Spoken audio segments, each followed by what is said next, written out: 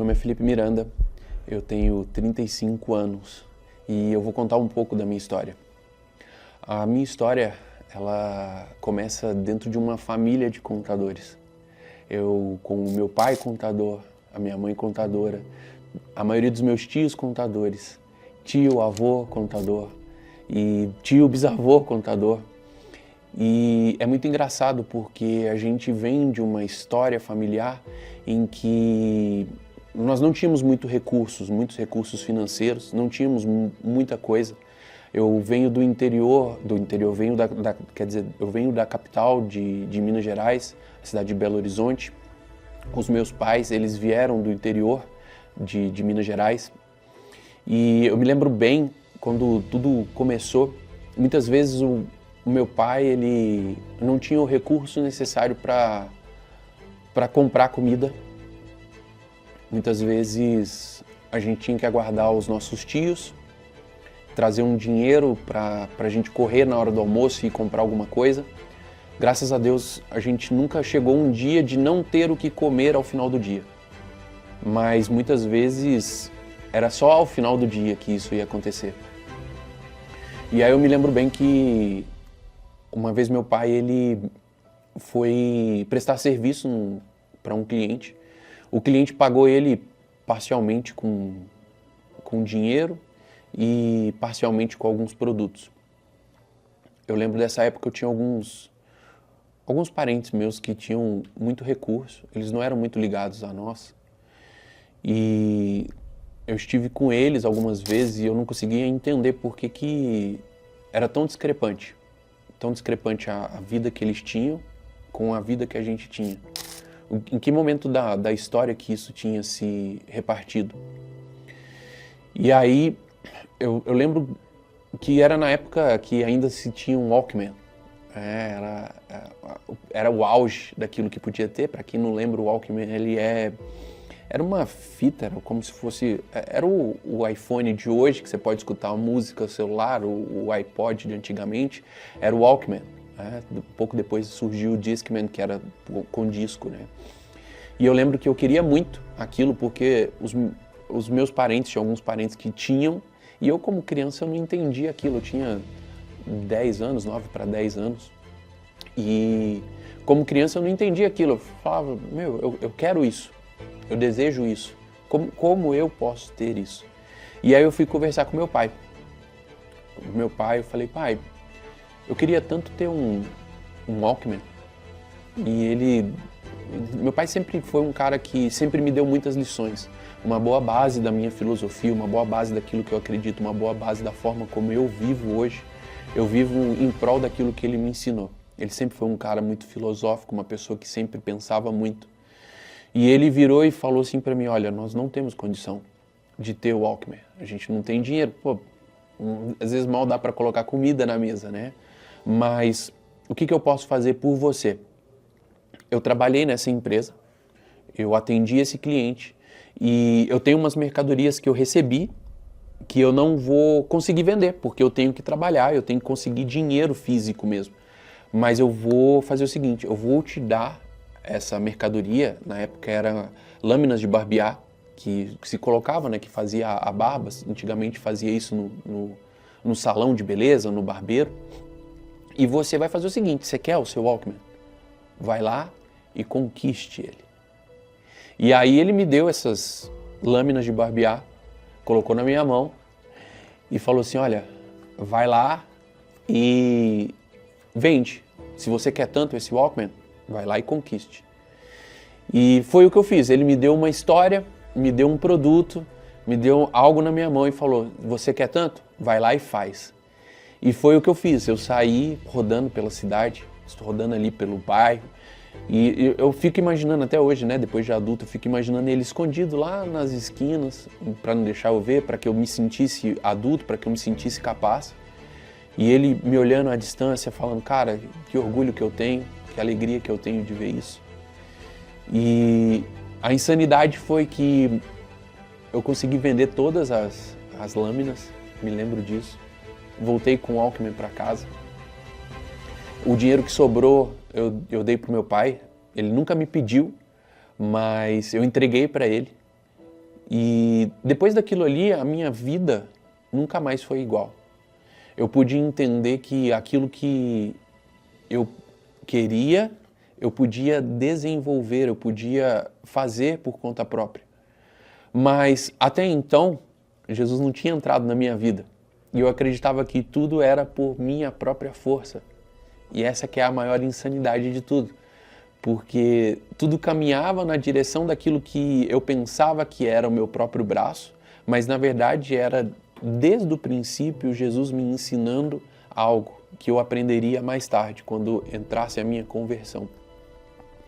E dali eu fui crescendo, nós nos mudamos de cidade, nós fomos para o interior de São Paulo, uma cidade chamada Taubaté. Eu sempre tive princípios muito fortes, apesar de não estar ligado diretamente, né, ao cristianismo, mas o meu pai sempre me deu princípios muito fortes. Ali eu pude encontrar a minha esposa, comecei a namorar com ela com 15 anos de idade, hoje nós estamos juntos já há 19 anos. Eu me lembro até hoje de ter dado o primeiro beijo nela. Ela fala que a gente estava debaixo do coreto da cidade. Para quem não sabe, cidade do interior tem coreto. A gente estava no coreto da cidade quando a gente deu o nosso primeiro beijo. Ela fala que os sinos tocaram da igreja. Eu tento me recordar, mas eu não me lembro muito bem disso. Eu só lembro que eu dei aquele beijo e eu sabia que era para todo sempre. E foi muito legal, porque eu sempre fui um aluno muito estudioso, muito dedicado, e a minha esposa sempre foi da bagunça. Era muito legal, era muito divertido ver isso. Dois extremos opostos, começando uma relação. E eu lembro até hoje de olhar para ela e falar assim, olha, se não for pra gente casar, eu não quero continuar, não faz sentido para mim. Eu queria muito ter a certeza de que ela seria a pessoa certa, isso com 15 anos de idade. Eu sei que pode parecer uma loucura, mas para mim assim foi a coisa mais certa que eu já fiz na minha vida. Foi tomada essa decisão entre ela e eu, e cá estamos 19 anos depois. Nos casamos, iniciamos a nossa caminhada. Assim que nós nos casamos, nós nos convertemos. Nós aceitamos a Jesus como o Senhor da nossa vida, como aquele que direcionaria as nossas vidas para sempre. Ele guiaria os nossos caminhos e a partir desse momento nós estávamos sendo guiados não mais pela nossa força, não mais pela nossa vontade, mas sim pelas mãos do Senhor. E ali foi engraçado, porque eu vinha carregando aquele hábito de empreendedorismo, hábito de negócios, sempre no braço. E quando a gente passa a aceitar a Jesus, as coisas elas começam não mais a caminhar apenas naquilo que a gente acredita, mas naquilo que Deus direciona para a gente.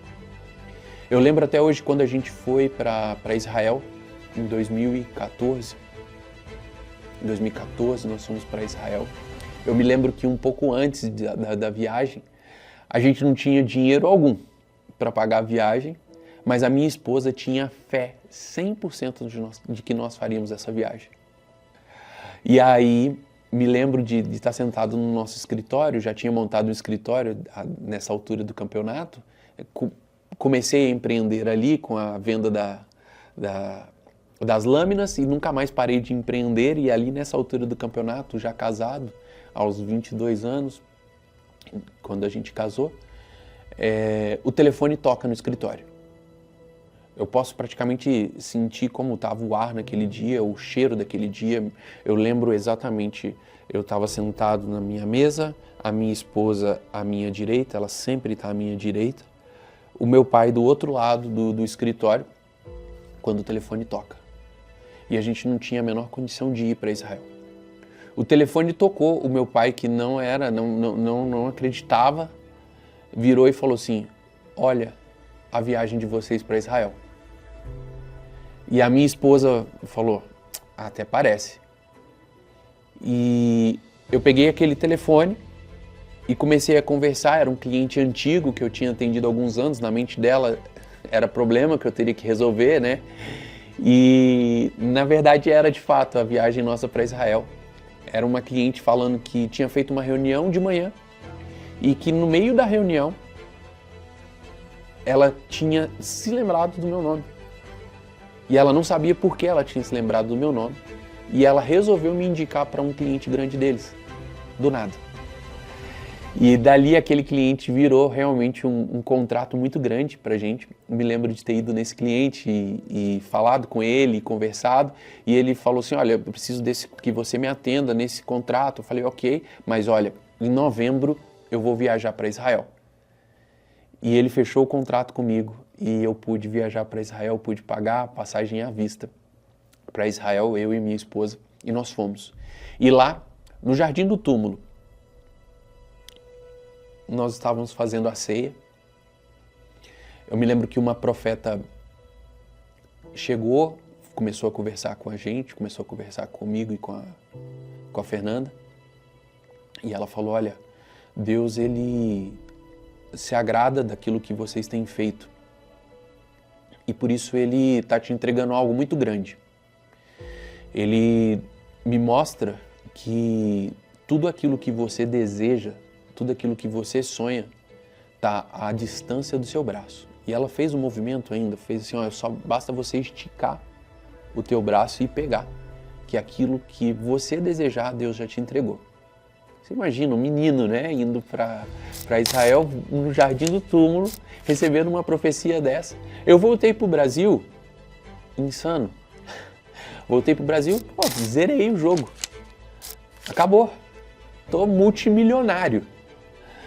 Só que quando eu cheguei, em 2014, todos os clientes, sem exceção, sem eu ter feito nada, cancelaram os contratos. Todos de uma vez. E eu não conseguia entender aquilo. Eu não conseguia compreender por que estava acontecendo aquilo. Por que eu tinha recebido uma profecia, por que Deus tinha honrado a viagem para Israel e por que de repente eu estava perdendo o meu negócio. Eu estava entrando em falência. Eu me lembro até hoje de fazer as contas e falar, olha, mesmo que eu comece a produzir muito agora, eu vou demorar pelo menos 5 anos para pagar todas as dívidas, porque eu tinha funcionários, eu tinha imposto, eu tinha casa, eu tinha carro, eu tinha um monte de coisa que tinha que pagar que eu já não estava pagando. E aí eu me lembro que um dia eu tive uma discussão com a minha esposa. Sim, a gente também discute, né?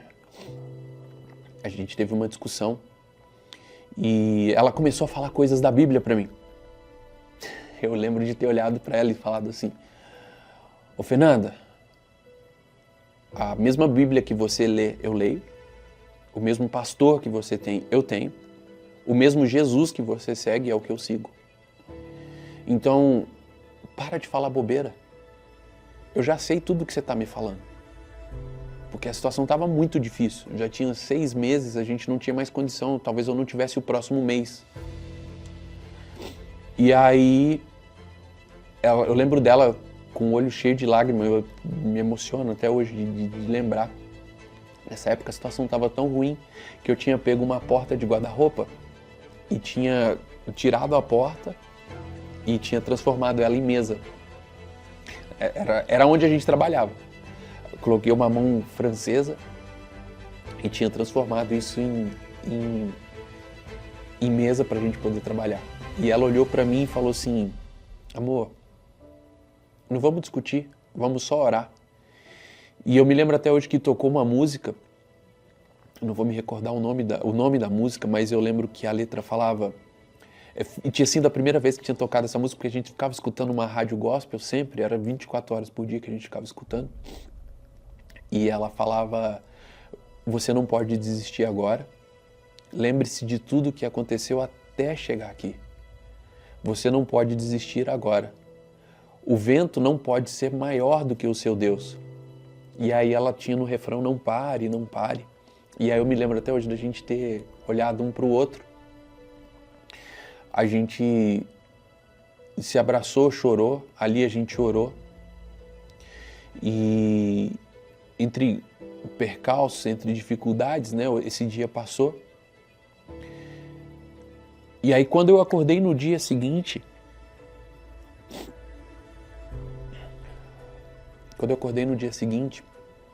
eu olhei para minha esposa e falei assim, amor, você tem razão, Nessa época eu estava tentando fugir. Fugir das dívidas, fugir dos credores, fugir de todos aqueles que estavam me cobrando. Nunca deixei um funcionário para trás, nunca deixei de pagar ninguém, porque eu acreditava que aqueles que tinham me honrado tinham que ser os primeiros que eu tinha que honrar, mesmo que eu não tivesse mais nada na minha vida. Mas eu não tinha mais recurso. E aí nesse dia, eu olhei para minha esposa e falei, amor, realmente eu preciso mudar, eu preciso aceitar aquilo que Deus tem para mim, para minha vida. Eu não quero fugir daquilo que Deus me deu. E eu não vou fugir mais. Os bancos vão me ligar, eu vou atender e nós vamos dar um jeito de passar por isso de cabeça erguida. Eu lembro que a gente sentou na mesa do escritório naquele dia e o telefone tocou. Isso 6 meses depois da minha volta de Israel, 7 meses depois. O telefone tocou. E quando o telefone tocou, eu falei, aí ó, é o primeiro banco, é o banco que vai cobrar, já vamos atender. Peguei o telefone, atendi e falei, alô. Era um rapaz que tinha visto uma palestra minha 3 anos antes. Ele tinha escutado essa palestra minha, ele pegou um cartão meu e naquela manhã, naquele dia, ele estava fazendo uma reunião e ele se lembrou de mim. Ele não sabia por que ele tinha se lembrado de mim, mas ele falou de mim para a diretoria naquele dia. E falou que eu poderia ajudá-los na prestação de um trabalho que precisava na Grande São Paulo. E ele perguntou se eu podia ir na segunda-feira para São Paulo. Só que segunda-feira era o meu rodízio do meu carro. Eu não tinha dinheiro para ir de ônibus, a única coisa que eu tinha era o carro. E eu falei, pera, eu vou olhar minha agenda. Na hora que eu fiz aqueles 5 segundos de silêncio, não tem como ir na segunda-feira, minha agenda já está lotada. Podemos na terça? E era tudo que eu tinha. E ele falou, pode ser, na terça dá pra gente se reunir. E a gente se reuniu na terça-feira. E ali eu lembro que era eu sozinho, competindo com 10 pessoas da maior auditoria do mundo. E ele falou, olha, eu tenho você e essas 10 pessoas, essa auditoria está oferecendo 10 pessoas para fazer o trabalho e você sozinho. E eles falaram que conseguem entregar em 3 meses o trabalho. E eu falei, 3 meses com 10 pessoas? Eles, Eu falei assim, eu entrego em 1 mês, eu sozinho. Eles falaram, não é possível. Eu falei, eu faço. E eles fecharam o trabalho comigo. E aí eu coloquei uma imposição. Eu falei, olha, para eu trabalhar e fazer a entrega desse trabalho, eu preciso de 50% antecipado, porque eu tinha que pagar as dívidas, mal ele sabia, né? E aí ele aceitou pagar os 50% antecipado da conta, e eu pude pagar todas as minhas dívidas só com essa antecipação. Dali, o restante que eu fiz, a entrega do trabalho, eu consegui reerguer, eu consegui reiniciar tudo, eu consegui recomeçar tudo de novo. Isso iniciando o ano, já no meados do ano de 2015, então passamos 2015, 16, 17 em pleno crescimento, em pleno desenvolvimento, nova equipe, novas pessoas, e o Senhor sempre nos honrando. Ali a nossa vida tinha sido transformada e eu acreditei que aquilo ali era o que tinha para mim, que era a promessa de 2014 se cumprindo. E aí foi muito doido, porque em 2017 eu fui convidado a participar de uma sociedade, no final de 2017, de um dos maiores escritórios da cidade. Eu estava iniciando, eu estava despontando dentro da minha cidade, fui convidado a participar dentro da sociedade. E dentro dessa sociedade eu teria uma participação de 40%. E eu falei, é isso. Quando a gente juntou os escritórios, nós nos tornamos o maior escritório de contabilidade da cidade, talvez um dos maiores do Vale, me lembro até hoje disso. No meio do caminho, no meio desse caminho, né, 2018, eu e minha esposa, a gente iniciamos o processo de tentarmos engravidar. E todos os médicos, nós fizemos os exames, fizemos tudo aquilo que precisava ser feito. E os médicos constataram que nem eu nem a Fernanda nós poderíamos ter filhos. Nós éramos inférteis. A gente não conseguiria ter filho, a gente não conseguiria, de alguma forma, montar uma família completa da forma como a gente pensava. E aí foi devastador pra gente, porque a gente acreditava muito que aquele era o momento que a gente estava pronto para ter uma família, que a gente poderia realmente constituir a família que a gente sempre sonhou. Os negócios dando tudo certo, a empresa despontando, a empresa decolando, tudo aquilo crescendo, e eu não poderia ser pai. E não era porque eu não poderia ou porque a Fernanda não poderia, porque ambos não tinham capacidade humana de ter filhos. A gente não conseguia produzir o que precisava ser o necessário para que tivéssemos filhos. E foi muito desgastante para a gente. Logo em 2019, a Fernanda ela não tinha mais o período dela. De repente cessou o período dela, o que tornou praticamente impossível, né? Como que uma mulher vai engravidar se nem o período vem? E aí 2020 chega, pandemia. A gente sem entender o que estava acontecendo, quando foi em março de 2020,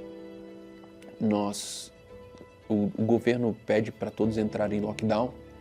Nós enviamos todos os colaboradores para casa, mais ou menos 45 colaboradores que a gente tinha.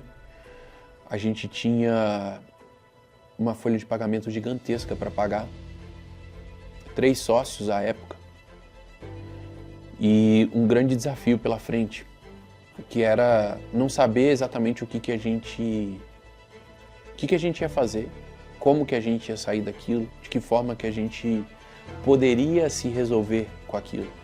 E eu sempre me achei muito capaz. Fui eleito melhor aluno da cidade, fui eleito melhor aluno da faculdade. Sempre achei que a minha inteligência ou a minha intelectualidade ou aquilo que eu achava que era meu seria capaz de resolver qualquer problema, menos quando a gente se deparou com a pandemia. Ali não tinha equação matemática que eu fizesse que fechasse os números, fechasse a forma como a gente poderia escapar daquilo. Então logo eu fiz as contas, eu falei, não dá 3 sócios aqui dentro dessa empresa. E nós iniciamos uma negociação, começamos uma negociação de compra. E nesse período eu lembro muito bem, o meu pai, ele ficou doente. Ele começou a ter como se fosse depressão mesmo, por conta do lockdown. Eu lembro muito bem de um dia ter chego na casa dele, ele tá há 2 dias deitado no sofá, ele não conseguia falar, não conseguia se levantar. Foi o primeiro pedido de socorro, eu nunca vi meu pai pedindo socorro. Ali foi muito doido, porque eu peguei ele, levei ele para minha casa, cuidei dele por 2 meses dentro de casa, até que ele pudesse recuperar. E aquele período de 2 meses foi como se Deus estivesse restituindo tudo aquilo que ao longo do caminho eu tinha perdido com meu pai, aquele herói para mim que tinha construído aquele menino que poderia vender tudo, conseguir tudo. E de repente eu tive um afastamento dele e agora Deus estava restituindo isso. E por 2 meses ele ficou em casa. A gente cuidou, a gente teve um momento de pai e filho. A minha esposa sempre muito solícita, cuidou de tudo, resolveu tudo, ajudou. E então logo meu pai estava pronto para voltar para casa, a gente devolveu ele para a casa dele, para o lar dele. E voltamos aos nossos afazeres ainda em lockdown. Então, em meio a toda essa complicação, esse complicador de termos uma negociação societária, de termos os colaboradores em casa, de nos adaptar a tudo que estava acontecendo, a gente também tinha um problema pessoal em casa, que era com meu pai, que a gente precisava ali resolver. E ali, tão logo ele ficou bem, ele voltou para casa, E por conta da pandemia, ele teve que fechar o escritório dele. Só que ele não me falou. Eu me lembro que era o casamento de um casal de amigos meu, no qual eu fui padrinho de casamento deles. E nesse dia o meu pai, ele fez a mudança do escritório sozinho. Não me contou que ele ia fazer a mudança do escritório. Ali ele lesionou as costas. Foi um domingo o casamento, ele lesionou as costas. Nessa lesão das costas dele, ele ficou enfermo de cama. Ficou de cama e eu fui visitá-lo. Aí ele falou, não estou muito bem, lesionei aqui as minhas costas, não estou muito legal. E eu falei, pai, toma um remédio, toma alguma coisa aqui, você vai melhorar, você vai ficar bem. E fui para casa. Eu me lembro que a minha sócia anterior me ligou e falou, olha, Felipe, a gente precisa conversar, porque eu quero desfazer da sociedade e tal. E eu falei, olha, hoje eu não tenho cabeça, eu lembro que era uma terça-feira, hoje eu não tenho cabeça pra gente negociar qualquer coisa, eu não tenho condições emocionais, eu preciso ir lá cuidar do meu pai, eu vou levar ele ao hospital. Eu levei ele ao hospital na terça-feira. Eu me lembro que ele falou pra mim assim, olha, hoje eu vou morrer e eu não vou deixar nenhuma herança pra você. Eu falei, como? Você só tá com uma dor nas costas, né? De que forma isso é possível? Eu falei, olha, no meu turno você não vai morrer, não. Eu peguei ele, levei ele pro hospital. Ali os médicos falaram, não, tá tudo bem, ele tá lesionado nas costas, nós vamos dar um soro aqui pra ele e vai ficar tudo bem. É um dia de internação, tá tudo certo. Fiquei ali no hospital com ele, voltei pra casa. Eu peguei a minha esposa e a gente voltou pro hospital no período da tarde. Quando foi o período da tarde, eu estava chegando no hospital, eles falaram, a gente está levando o teu pai para o hospital regional, que era o hospital principal da cidade, porque esse hospital aqui não vai conseguir atendê-lo. Eu falei, mas tá tudo bem? Não, tá tudo bem, mas o caso dele requer um pouco mais de cuidado. Fui dentro da ambulância com ele. Eu lembro que ele conversava normal, ele era um advogado, ele tinha falado com a enfermeira que estava dentro da ambulância que ele ia ajudar ela a processar o hospital por causa do trabalho. Então assim, ele estava ainda fazendo piada, ele estava conversando normal. A gente desceu da ambulância, conversando normal, e ele falando, olha, me passa, toma aqui meu telefone, você me liga assim que eu sair do hospital, a gente vai resolver seu caso, fica tranquila, tal. A gente entrou dentro do hospital, eu liguei para os meus familiares, para os meus tios, que eram irmãos do meu pai, que são irmãos do meu pai. Falei, olha, aqui, ó, meu pai tá bem, mostrei em vídeo que ele tava bem. Ele falou, não, tô bem, tô tranquilo, tô ruim aqui, mas vou ficar bem, amanhã eu saio do hospital. Eu me lembro de, na sequência, ter desligado, a minha esposa tava ali comigo. Me lembro de ter desligado, liguei pro meu irmão. E eu falei, olha, irmão, tá aqui, o papai tá bem. E ele falou, conversou com o meu irmão, não, tô bem, eu vou sair logo e tá tudo certo. Era uma lesão nas costas. E insano isso, insano pensar como que a vida é um sopro realmente. Eu falei assim, então tá bom. Enquanto estava conversando em vídeo, o médico entrou, falou, olha, eu vim fazer uns exames. Eu falei com o meu irmão, eu vou desligar porque o médico vai fazer uns exames e daqui a pouco eu ligo de volta para você. Eu me lembro de ter levantado. Na hora que eu levantei, eu falei com o médico, você precisa de alguma ajuda, algo que eu possa fazer por você?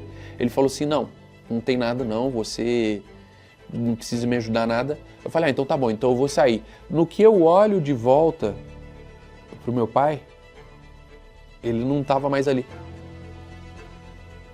Ele estava morto. E ali eu entrei em choque, sabe, de olhar aquilo ali, eu falei, há um segundo atrás a gente estava conversando. E nesse mesmo segundo ele não está mais aqui. E eu falei, doutor, aconteceu alguma coisa. Porque eu pus a mão nele assim, e quando você põe a mão, ele parece que tinha murchado. Ele parece que tinha ido embora. Não tinha mais a pessoa, ele só tinha uma carcaça. E ali os médicos me tiraram da sala, tiraram a minha esposa, nos colocaram para fora. E aí a gente ficou, e agora o que aconteceu? E logo veio a notícia, né, que meu pai tinha vindo a óbito por conta de uma lesão nas costas. por conta ele tinha diabetes. Para alguma pessoa normal não seria nenhum tipo de problema, mas para ele foi fatal. Ele que sempre foi o meu herói, sempre foi a pessoa que me apoiou em tudo, sempre que foi a pessoa que me ensinou como se trabalhar, me deu a profissão dele, que ele também era contador, me ensinou como as coisas deveriam caminhar. E de repente aquele herói, aos 54 anos, tinha perdido a batalha para diabetes. Ali aquele dia foi um caos, foi um dia muito difícil, me lembro, a gente no meio da pandemia, não podia ter o velório do jeito que tinha que ser, mas eu sentia que Deus tinha me preparado para aquele dia. Tudo aquilo que eu tinha construído na minha vida era para aquele dia. Era para ser um soldado do Senhor naquele dia, para mostrar para as pessoas que ali era só um corpo, que a alma já tinha ido, né? Já tinha retornado ao Senhor. E a única coisa que eu pensava naquele dia, e as pessoas vinham conversar comigo, e eu falava: Deus deu e Deus tirou. Louvado seja Deus. E eu sou grato a Deus por todo o período que eu tive com meu pai, por tudo aquilo que eu aprendi. Dali eu me lembro que, alguns dias depois, os meus antigos sócios me ligaram e falaram: Felipe, vamos conversar. Eu falei: gente, a gente precisa realmente conversar agora? Não, a gente precisa resolver a questão societária. E eu me lembro que eles chegaram, já estava decidido nesse dia. Eles chegaram e falaram: olha, é o seguinte, a gente vai comprar a sua parte, você vai sair. E ali eu acho que eu estava tão em choque com tudo que estava acontecendo que eu nem quis discutir. Eu falei: ok, então tá bom, eu saio, não tem problema. E dali, aquele negócio que eu tinha construído há anos simplesmente foi embora, desapareceu. O meu pai, que era o meu herói, não estava mais ali nem para eu pedir opinião. Eu queria uma opinião, eu queria saber o que eu faria. Porque sempre que eu tinha algum problema, algum dilema muito grande, eu sempre ligava para ele. Eu não tinha mais meu advogado para me defender, se precisasse. E eu tomei a decisão de sair. Falei: ok, então tá bom, então vamos sair, vamos desligar, vocês compram a minha parte. A gente entrou numa negociação bem difícil, eu não estava afim de discutir nada. E aí eu me lembro que um dia eu estava na internet, escutei um cara falando que estava indo para os Estados Unidos. Eu falei: ué, será que eu posso ir para os Estados Unidos? Será que eu consigo também? E eu me lembro de ter falado com a minha esposa: amor, é o seguinte, tá queimando no meu coração, nós vamos embora do Brasil. E a minha esposa, ela já tinha acostumado com as minhas loucuras, né? Loucuras de empreendedor, loucuras de pessoa que tá sempre indo e mudando e fazendo. E ela sabia da minha dor, sabia de tantas dores que eu estava enfrentando ali. E ela falou: tá bom, vamos. Eu não sabia que eu podia ter o green card. Apliquei para habilidades especiais na área de contabilidade. E olha que loucura, né? A profissão que meu pai me deu. Eu me lembro até hoje que quando eu fui montar a documentação para apresentar na imigração, eu fui na casa do meu pai. Lá tinha um caderninho com todo o meu histórico. Ele tinha guardado tudo, ele e minha mãe, eles tinham guardado tudo. Desde quando eu tinha começado, quando eu fui eleito o melhor aluno, quando eu fui o primeiro deputado mirim pela cidade, enfim, tudo aquilo que era referente a mim, eles tinham guardado tudo, todas as reportagens, jornais, revistas, tudo aquilo que eu tinha aparecido. E tudo aquilo serviu de insumo para que hoje eu pudesse ter meu green card. E foram 900 dias ali nos Estados Unidos e ainda tinha um ponto que não fechava. E eu falava: meu, qual que é o propósito de tudo isso? Se, mesmo que eu more aqui nos Estados Unidos, que eu tenha uma vida boa, a gente ainda não consegue ser uma família. E eu lembro que a gente iniciou um curso, o Carisma pela Lagoinha, e ali foi uma disruptura na nossa mente. Uma disruptura de como Deus é sobre a palavra de fé, sobre a palavra daquilo que a gente acredita. E fé, né, é o firme fundamento nas coisas que não se veem, mas se acredita. E se eu pego nessa mesma essência e eu olho sobre medo, eu percebo que medo é o firme fundamento nas coisas que não se veem, mas se acredita. Ou seja, o mesmo fundamento bíblico de fé também se dá ao medo. E eu me lembro nessa época que nós começamos a fazer o carisma e entender mais da palavra de Deus, mais de como o Senhor atua, de que forma Ele pode fazer. E eu me lembro até hoje que a minha esposa um dia chegou e falou assim: amor, deixa eu te falar. Ela tomava remédio para a gente tentar engravidar ainda. Deixa eu te falar, eu não vou tomar mais remédio. Porque aquele que dá a vida falou uma coisa: farei da estéril alegre mãe de filho. E a partir daquele momento nós acreditamos no que Deus falava pra gente. Então se eu tinha ansiedade, eu me lembrava de 1 Pedro, lançai a Ele toda a vossa ansiedade, porque Ele tem cuidado de vós. Se eu tinha algum problema financeiro, eu lembrava de Filipenses 4,19. Se eu tinha... Enfim, eu comecei a me apegar àquilo que Deus falava sobre mim, sobre a minha vida, sobre a minha família. E se Ele falava que farei da estéril alegre mãe de filhos, não era com remédio, não era o que a medicina estava falando, porque se lembre, a minha esposa ela não menstruava à época, ela não tinha o período. Como nós vamos engravidar se nem a ovulação acontece? Se eu não produzo a semente necessária para que aquilo aconteça. E aí eu lembro que a gente se agarrou nessa palavra. E a nossa casa parecia... A gente morava em Miami nessa época. A nossa casa, ela parecia um hospício. Que a gente tinha post-it da palavra do Senhor pendurado pela casa inteira.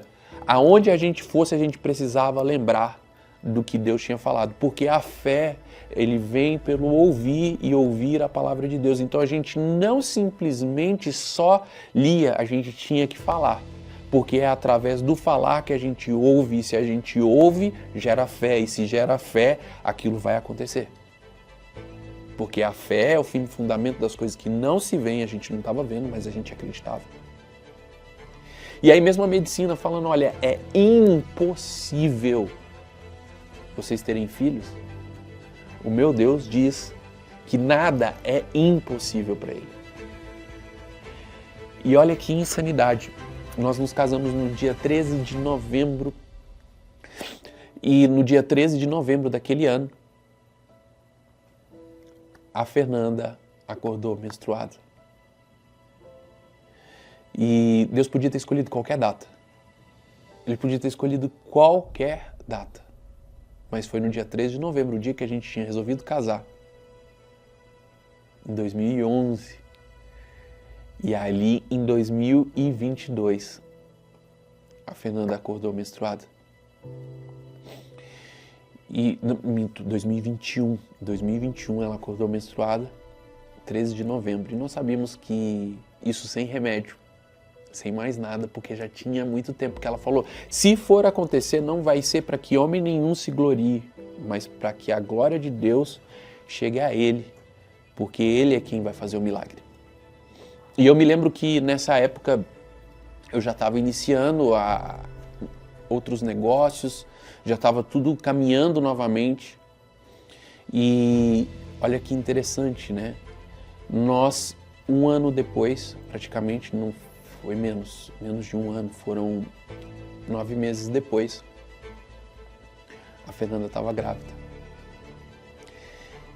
E nós tínhamos certeza que era o nosso filho. Nós já tínhamos escolhido o nome do nosso filho quando nós tínhamos 15 anos de idade. A gente sabia que a gente ia ser pai e mãe. E Deus nos honrou em meio a tantas lutas, tantas derrotas, tantas dificuldades. Deus nos honrou com a vida de um filho, sem nenhum auxílio da medicina, sem nada.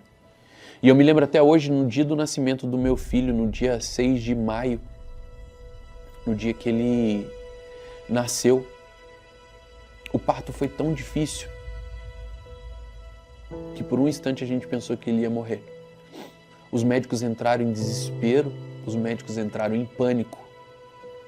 Falaram, olha, a médica uma hora chegou, isso a gente estava nos Estados Unidos, a médica chegou uma hora e falou assim, olha, deixa eu te falar, eu preciso salvar a mãe, porque o bebê já está morto. Eu só preciso que você me autorize a fazer uma cesárea para poder retirar o bebê. E eu falei naquele momento para a médica, eu falei assim, não, você não vai retirar o bebê. Ele vai sair do jeito que tem que sair e ele não está morto. E ela falou assim, olha, eu vou tentar mais uma coisa aqui, mas se não der certo, a gente vai ter que ir para cesárea, a gente só vai retirar o bebê porque ele tinha ficado preso no canal vaginal e ele não conseguia passar mais. Só que já tinha muito tempo, já estava sem batimento, já estava sem oxigênio, já estava sem respirar, já estava sem nada. E a médica falou, olha, eu vou tentar mais uma manobra, mas infelizmente a gente só vai retirar o bebê. E eu falei, então você vai retirar ele e ele vai vir com vida. E na hora que a médica fez a retirada, né, foi através do antigo fórceps, antigamente, e eu nasci também de fórceps, olha que engraçado. Só que eu nasci com uma tesoura, antigamente se pegava com uma tesoura, amassava a cabeça do bebê e puxava. O meu filho, ele veio como se fosse uma ventosa, gruda uma ventosa na cabeça do bebê e puxa, que também é o método atual de fórceps. E ele nasceu. Na hora que ele nasceu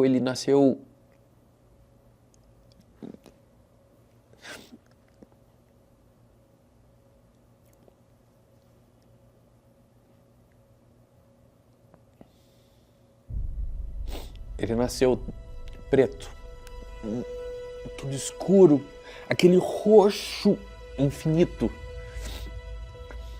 Na hora que eu olhei aquilo ali, a minha esposa falou assim, o que aconteceu, amor? Eu falei assim, amor, não tem nada que a gente possa fazer.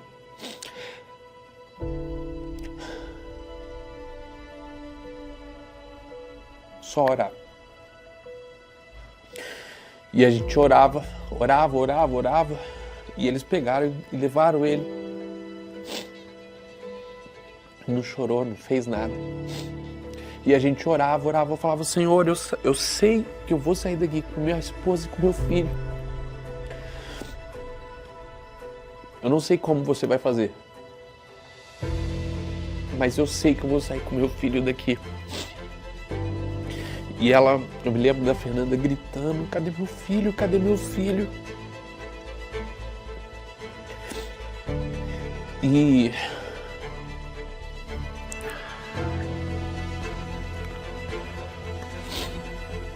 cadê meu filho? E não tinha mais nada que a gente pudesse fazer. E eu fiquei com a minha esposa do lado dela orando, e a gente orava, falava, Senhor, o Senhor é quem dá a vida. O Senhor tem uma promessa sobre as nossas vidas. Farei da estéril alegre mãe de filho. É isso que a gente acredita. Nós não aceitamos sair daqui sem o nosso filho. E de repente a gente escuta lá do fundo um choro. Eu lembro direitinho, que loucura.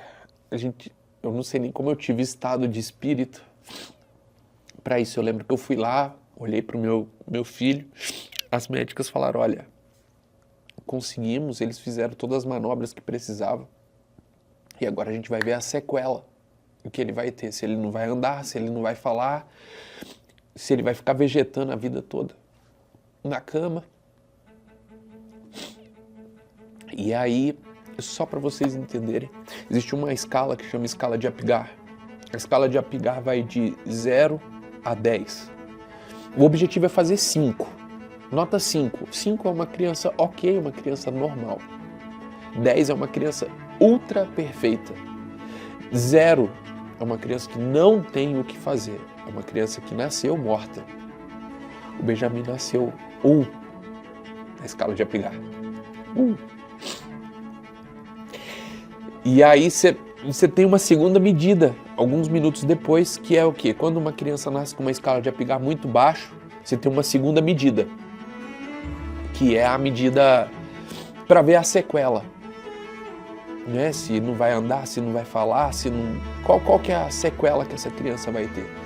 E eu me lembro que na segunda medida da escala de Apgar do Benjamin foi 7.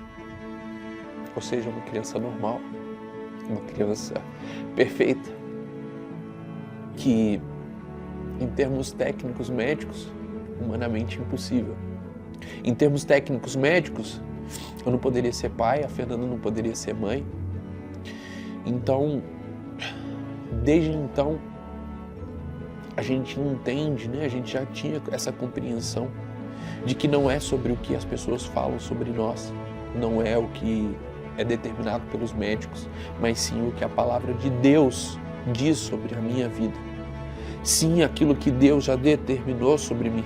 E se Ele diz que a minha esposa vai ser alegre mãe de filha, ela vai ser alegre mãe de filhos. E se Ele diz que eu não devo ter mais ansiedade porque Ele tem cuidado de mim, eu não vou ter mais ansiedade. E se Ele diz que eu vou ser próspero, então eu vou ser próspero. E se Ele diz que eu vou viver aquilo que há de melhor, então eu vou viver aquilo que há de melhor. Se Ele diz que eu tenho que pegar o meu fardo, que é pesado, e colocar sobre Ele, que o meu fardo vai ser mais leve, então assim vai ser feito. E quando a gente se apega a essa palavra, a gente entende. E quando meu filho nasceu, eu tenho certeza que é o primeiro de muitos. Quando as minhas empresas foram restituídas, hoje nós temos um grupo de investimento. Tudo aquilo foi restaurado num nível muito maior do que o que eu um dia sonhei. Eu vejo se cumprindo aquela palavra lá em 2014, no Jardim do Túmulo, que era simplesmente pegar aquilo que estava no mundo invisível e trazer para a realidade. E hoje eu consigo compreender que é o firme fundamento nas coisas que não se veem, mas se acredita. E que Deus, Ele já tinha tudo isso preparado. É o fim? Eu não acho que seja o fim. Eu não acho que esteja nem na metade daquilo que Deus preparou, daquilo que Deus tem me mostrado, porque, de novo, se eu acredito na Bíblia de capa a capa, naquilo que Deus fala para mim, os planos dele são muito maiores do que o que eu um dia sonhei, um dia imaginei.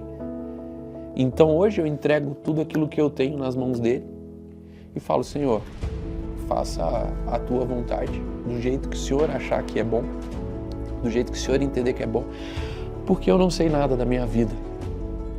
Eu só sei que o Senhor é bom em todo tempo. E em todo tempo o Senhor é bom. E hoje eu não tenho mais medo. Eu não tenho mais medo algum. Porque o perfeito amor lança fora todo medo. E só me resta a coragem de continuar, de caminhar, de andar em fé. E acreditar que Deus tem cuidado todos os dias da minha vida.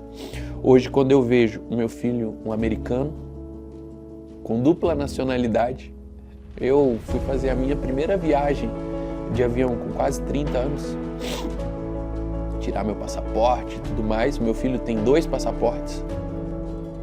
Quando eu vejo o grupo, né, de investimento crescendo, aumentando cada vez mais, com colaboradores ao redor do mundo, eu vejo a restauração de Deus. Quando eu vejo a minha família, que não é uma família de mentira, sim uma família de verdade, eu vejo Deus cuidando. Eu vejo o cuidado de Deus nos mínimos detalhes. Quando eu estou na minha casa, quando eu vivo a minha vida, quando eu pego a minha família numa tarde qualquer e falo: olha, vamos na Disney, que fica do lado de casa. Eu nem acredito. Quando eu passo debaixo daquele arco, eu falo: meu Deus, como o Senhor é bom em todo tempo. Que cuidado, que zelo. De uma pessoa que saiu de um bairro muito pobre, lá em Belo Horizonte,